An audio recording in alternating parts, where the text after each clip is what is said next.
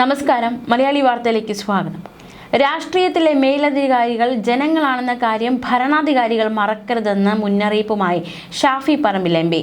കേരളത്തിന്റെ മുഖ്യമന്ത്രി പിണറായി വിജയൻ വെറും PR വിജയനായി മാറിയിട്ടുണ്ടെന്നും കേരളത്തിലെ ആരോഗ്യ മേഖലയെ നന്നാക്കുന്നതിന് അദ്ദേഹത്തിന്റെ പരസ്യ ബോർഡ് വയ്ക്കുന്ന പണം വേണ്ടിയിരുന്നില്ല എന്നുമാണ് ഷാഫി പറമ്പിൽ വിമർശിച്ചിരിക്കുന്നത്. ഗുരുതര രൂക്ഷമായ ആരോപണങ്ങൾ വിമർശനമാണ് ഉന്നയിച്ചിരിക്കുന്നത്. പേരാമ്പ്രയിലെ UDF മണ്ഡലം തിരഞ്ഞെടുപ്പ് കൺവെൻഷൻ ഉദ്ഘാടന വേളയിലാണ് പിണറായി വിജയനെതിരെയും പാർട്ടിക്കെതിരെയും ഷാഫി പറമ്പിൽ എം പി അതിരൂക്ഷമായ വിമർശനം നടത്തിയിരിക്കുന്നത്. ബാലുശ്ശേരി മുതൽ പേരാമ്പ്ര വരെ വെച്ച ഫ്ലക്സിന്റെ പണം ഉണ്ടായിരുന്നുവെങ്കിൽ വയറ്റിൽ കത്രിക കുടുങ്ങിയ ഹർഷീനയ്ക്ക് നഷ്ടപരിഹാരം നൽകാമായിരുന്നുവെന്നാണ് ഷാഫി പറമ്പിലിന്റെ ആരോപണം. ശബരിമല സ്വർണം കെട്ടവരെ ജനങ്ങൾ തിരിച്ചറിഞ്ഞു കഴിഞ്ഞു. അവർക്കെതിരെ കേരളം ജനവിധി എഴുതും. പേരാമ്പ്രയിൽ 55 വർഷം തിരിഞ്ഞു നോക്കുമ്പോൾ ഡോക്ടർ KG അടിയോടിയുടെ 7 വർഷം വികസനത്തിലെ നാഴികക്കല്ലുകളാണെന്നും അത് ചരിത്രത്തിൽ എഴുതപ്പെട്ടതാണെന്നും ഷാഫി പറമ്പിൽ അവിടുത്തെ സ്ഥാനാർത്ഥിയെക്കുറിച്ച് സംസാരിക്കുകയായിരുന്നു. അന്ന് അദ്ദേഹം ഉണ്ടാക്കിയതിലപ്പുറം ഒന്നും ചെയ്യാൻ മറ്റുള്ളവർക്ക് കഴിഞ്ഞിട്ടില്ല. പേരാമ്പ്രയിൽ പലതും തറക്കല്ലിൽ തന്നെ ഒതുങ്ങി നിൽക്കുകയാണെന്നും ഷാഫി പറമ്പിൽ വ്യക്തമാക്കി. കേരളത്തിൽ UDF മന്ത്രിസഭ വന്നാൽ കൊടുവള്ളിക്കാരുടെ ശബ്ദമായി മാറാൻ PK ഫിറോസിന് കഴിയുമെന്ന് ഷാഫി പറമ്പിൽ എം പി പറഞ്ഞു. അതായത് PK ഫിറോസിന്റെ ഈ ഒരു തിരഞ്ഞെടുപ്പ് പ്രചാരണവുമായി ബന്ധപ്പെട്ട് സംസാരിക്കുകയായിരുന്നു ഷാഫി പറമ്പിൽ എം പി. ഫിറോസ് സഹോദരനാണ്, സഹപ്രവർത്തകനാണ്. നൽകിയിരിക്കുന്ന ഉത്തരവാദിത്തം ഭംഗിയായി നിറവേറ്റാൻ കഴിയട്ടെ എന്നും KT ജലീൽ രാജിവെക്കാൻ പോരാടിയ ആളാണ് ഫിറോസ് എന്നും കോൺഗ്രസ് മത്സരിച്ച ഉപതെരഞ്ഞെടുപ്പിലെല്ലാം സ്ഥാനാർത്ഥികളെ വിജയിപ്പിക്കാൻ ഫിറോസ് പ്രവർത്തിച്ചിട്ടുണ്ടെന്നും ഷാഫി പറമ്പിൽ പറഞ്ഞു. പ്രവർത്തകരുടെ തലയ്ക്കടിച്ചതിന് ജീവൻ രക്ഷാ പ്രവർത്തനം എന്ന് പറയുന്ന മുഖ്യമന്ത്രിയുടെ നിലപാടുകൾക്കെതിരെ പോരാടിയ യുവാക്കൾ ആഗ്രഹിക്കുന്നത് PK ഫിറോസ് ജയിക്കണമെന്നാണ്.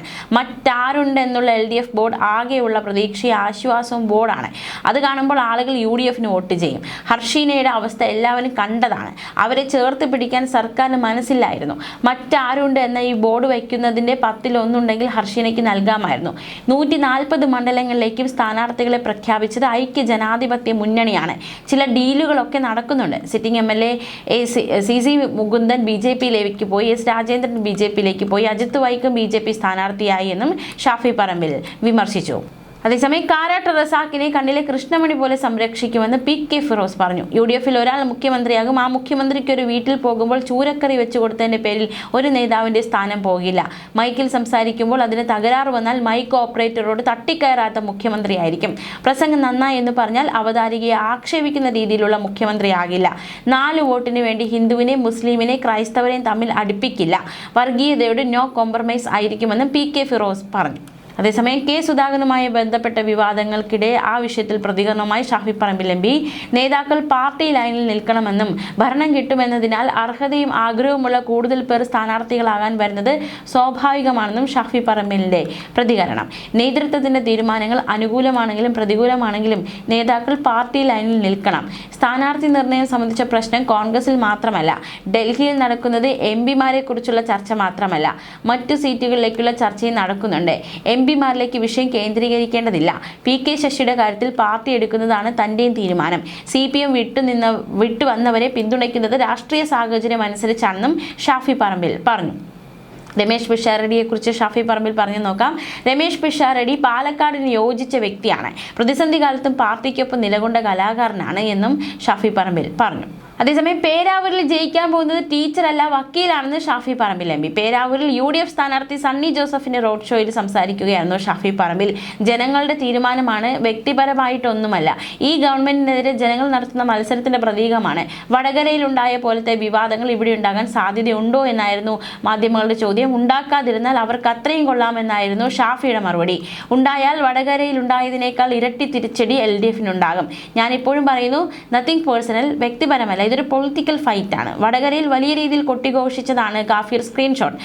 എന്തൊരു വർഗീയതയാണോ എന്നൊക്കെ ചോദിച്ച് എൻ്റെ ചിത്രം വെച്ച് കുറേ പോസ്റ്റുകൾ ഇട്ടു. കോടതിയിൽ പോലീസ് കൊടുത്ത റിപ്പോർട്ടിനകത്ത് പറയുന്ന റിബേഷ് കറകളഞ്ഞ DYFIക്കാരനാണ്. റെഡ് എൻകൗണ്ടേഴ്സ് എന്ന വാട്സാപ്പ് ഗ്രൂപ്പിൽ ഇത് പ്രത്യക്ഷമാകുമ്പോൾ ആ പോസ്റ്റ് ഇട്ടത് റിബേഷ് രാമകൃഷ്ണൻ എന്നയാള് 25-ാം തീയതി 2:13 അത് പോസ്റ്റ് ഇട്ടു. ഈ പോസ്റ്റ് എവിടെ നിന്ന് കിട്ടിയെന്ന് റിബേഷ് പോലീസിനോട് പറയുന്നില്ലെന്ന് പോലീസ് കോടതിയിൽ കൊടുത്ത റിപ്പോർട്ടിൽ പറയുമ്പോൾ തൻ്റെ തലയിൽ കെട്ടിവെച്ച് തന്നെ വർഗീയവാദിയാക്കാൻ CPM നടത്തിയ ശ്രമങ്ങളെ വടകരയിലെ ജനങ്ങൾ തൂത്തെറിഞ്ഞിട്ടുണ്ടെങ്കിൽ അത്തരം ശ്രമങ്ങളെ കേരളത്തിലെ ജനങ്ങൾ വെച്ചു പൊറുപ്പിക്കില്ലെന്ന കാര്യത്തിന് ഒരു സംശയം വേണ്ട എന്നും ഷാഫി പറമ്പിൽ പറഞ്ഞു.